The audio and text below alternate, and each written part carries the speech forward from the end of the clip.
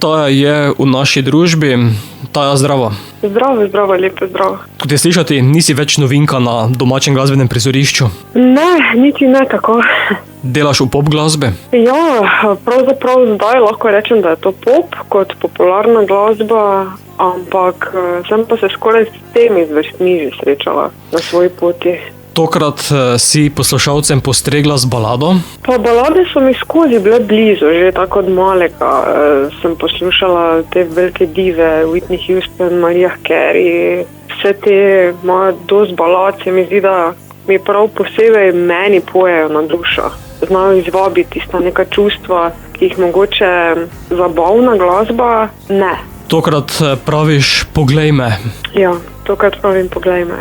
Je pesem osebna izkušnja? Ja, na nek način je.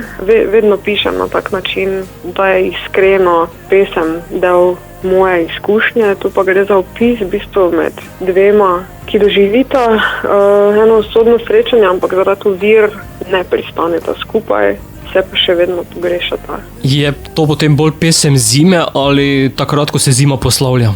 To je pesem zime in komaj čakam na pomlad in da bo bolj toplo. Si pa pesmi dodala tudi vizualizacijo?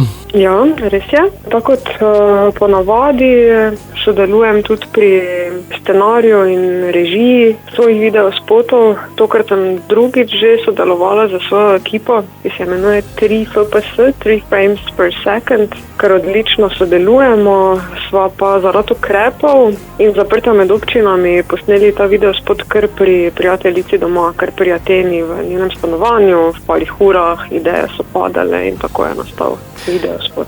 Kako boš pa glasbeno plula naprej?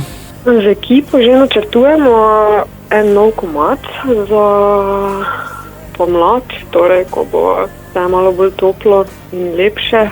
Pa zdi se mi, da bo en dober kontrast temu komadu zdaj, tej baladi, ki je mogoče malo otožna. Bo takrat več pozitive. Tako. Pesem sedaj prihaja tudi v naš eter, zato ta beseda je tvoja. Predstavljam svojo novo skladbo z naslovom Poglej me, ki opisuje usodno srečanje med dvema, ki zaradi ovir ne pristaneta skupaj, ampak se še vedno pogrešata, ker gre za pravo ljubezen. Upam, da boste uživali v poslušanju tako, kot sem jaz v ustvarjanju te skladbe.